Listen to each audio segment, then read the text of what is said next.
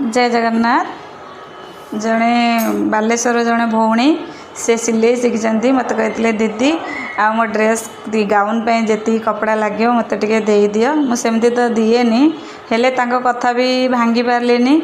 से red colour रे blue patch आउ रेड बॉर्डर से चॉइस करथिले कपड़ा देखिकी एटा ऑर्डर करथिले तांको मझिरे जेतिकी इंच लगे सेटा देइची आउ बॉर्डर भी जेतिकी लगे सेतिकी देइची। एमती भी कोठी के दियंतिनी हेले काहाकू भी कष्ट दवाटा भी भल नहीं। से जेहेतु इच्छा करछंती तांको जेतिकी दरकार सेतिकी से निज पई बनैबे हेपई मु तांको देई देइची।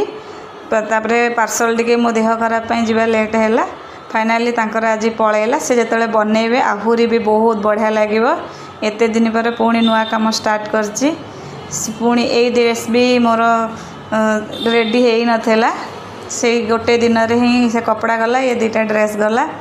मोर ए पिला माने कहीं आसुना मत एका सब करिया पड़ुची कौन करवा जिते असुविधा आसू जी तो थे बिजनेस करी सबकि हैंडल करा पड़ो।